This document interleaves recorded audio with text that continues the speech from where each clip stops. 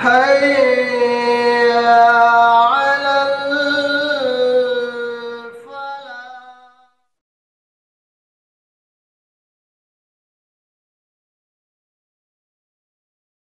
یہاں پہ یہ بات یاد رکھیں، اللہ رب العالمین نے یہ بات بیان کی قرآن مجید کی وہ آیت آپ جانتے ہیں جسے غیب کی کنجیاں کہتے ہیں۔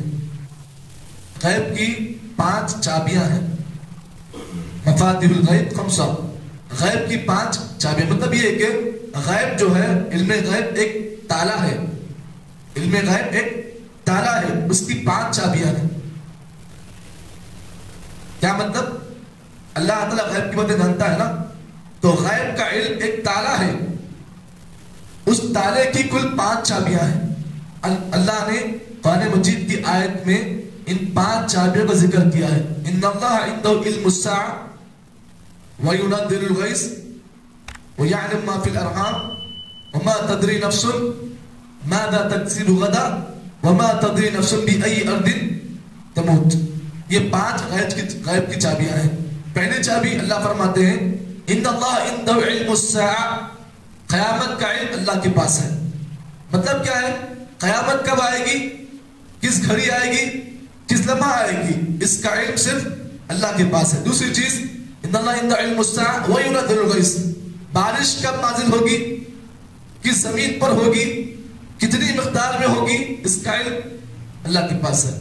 تیسری چابی وَيَعْلَمُ مَا فِي الْأَرْحَامِ، ماں کے پیٹ میں بچہ ہے یا بچی ہے یا دونوں ہیں، اس کا علم بھی اللہ کے پاس ہے۔ تیسری چابی۔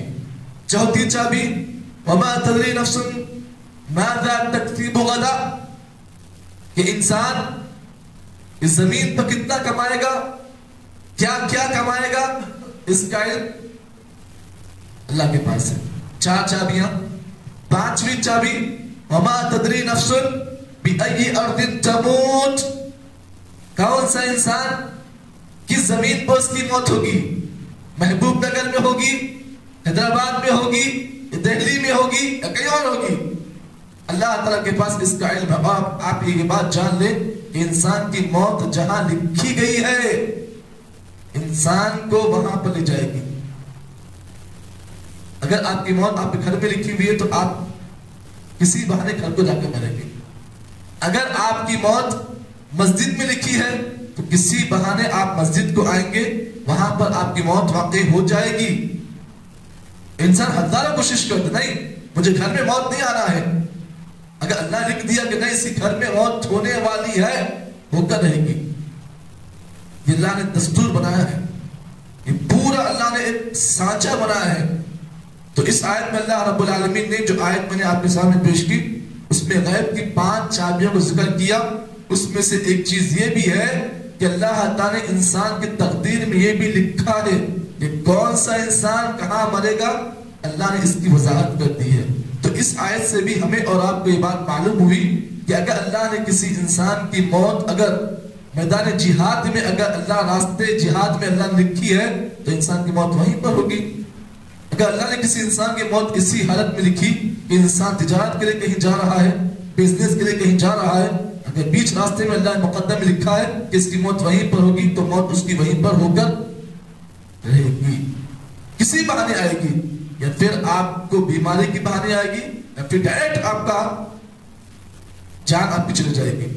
تو اس آیت میں ایک اور یہ بات اللہ نے بیان کی کہ اس طریقے کا عقیدہ، اس طریقے کی فکر، اس طریقے کی سوچ منافقوں کی تھی کہ کوئی آدمی جب اللہ کے راستے میں جاتا یا پھر کوئی آدمی تجارت کی غرض سے کہیں جاتا، یہ منافقوں کی سوچ یہ ہوتی کہ ہم ایسی چیزوں سے اس آدمی کو روک دیں، وہ آدمی کے ارادے کو ڈراپ کر دیں۔ آپ کی بات کو بھی آج جان لیں، نبی اکرم صلی اللہ علیہ وسلم نے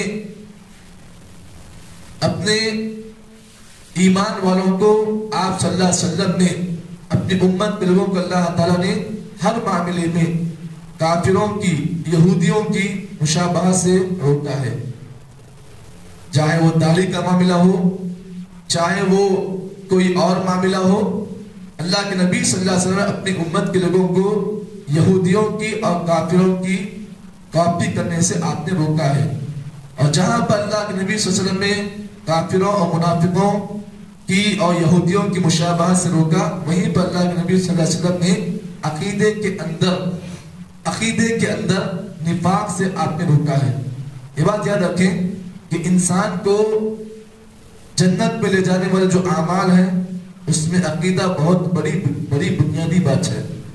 اگر آپ کا عقیدہ درست، آپ کے پورے اعمال درست ہیں. اگر آپ کا عقیدے میں کھوٹ ہے تو پھر آپ کے تمام اعمال میں کھوٹ ہو سکتا ہے. اسی لیے اہل عرب کے بارے میں آتا ہے آج بھی الحمدللہ بعض عرب ایسے بھی ہیں جو اپنے عقیدے پر حملہ ہونے نہیں دیتے ہیں، کیونکہ انہیں اس بات کا علم ہے کہ عقیدہ بیس ہے، عقیدہ بنیاد ہے. اسی لیے وہ لوگ عقیدے پر بہت محنت کرتے ہیں. تو معلوم یہ ہوا عقیدہ انسان کا مضبوط ہونا چاہیے. اور شیطان کا سب سے بڑا حملہ جو انسان پر ہوتا ہے اس کے عقیدے پر حملہ کرتا ہے. اسے اس بات کا علم ہے کہ انسان کے لیے سب سے بڑی اہم چیز اس کا عقیدہ ہے. اس لیے شیطان سب سے پہلے وار کرتا ہے تو کہیں کہاں پر کرتا ہے؟ آپ کے عقیدے پر کرتا ہے. تو معلوم یہ ہوا اپنے عقیدے کو درست کریں. کسی انسان کے اگر یہ سوچ آ گئی جیسے منافقوں کی سوچ تھی، اگر یہ سوچ کسی مومن کے اندر آ رہی ہے تو اسے اپنے عقیدے کو درست کرنے کی ضرورت ہے. اس لیے کہ عقیدہ یہ بتلاتا ہے کہ اللہ نے تقدیر لکھ دی ہے، جو کچھ ہوگا تقدیر کے فیصلے پر ہوگا. یہ عقیدہ ہے ہمارا. اور اس بات کو بھی آپ جان لیں کہ تقدیر کے اچھائی اور برائی پر ایمان لانا ضروری ہے. اب جانتے ہیں نا تقدیر ایمان کے کل 6 ارکان ہیں، اس میں سے ایک رکن کیا ہے؟ اچھی اور بری تقدیر پر آپ ایمان رکھیں. تو معلوم یہ ہوا تقدیر لکھی جا چکی ہے.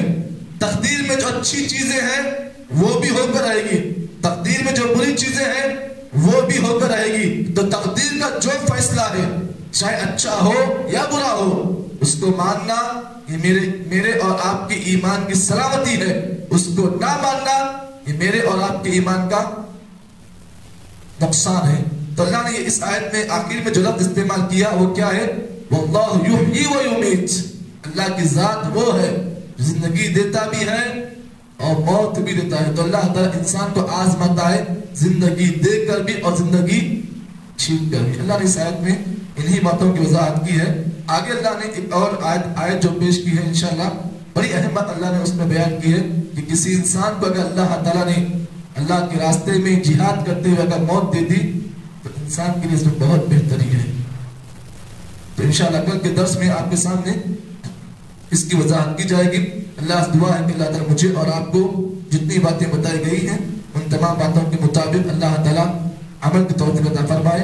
اللہ تعالیٰ ہم تمام کو ہمیشہ اپنے عقیدے کو اور اپنے ایمان کو سلامتی کے ساتھ اختیار کرنے کی توفیق عطا فرمائے. سبحان اللہ وبحمدہ، سبحانک اللہم وبحمدک، اشہد ان لا الہ الا انت، نستغفرک ونتوب الیک.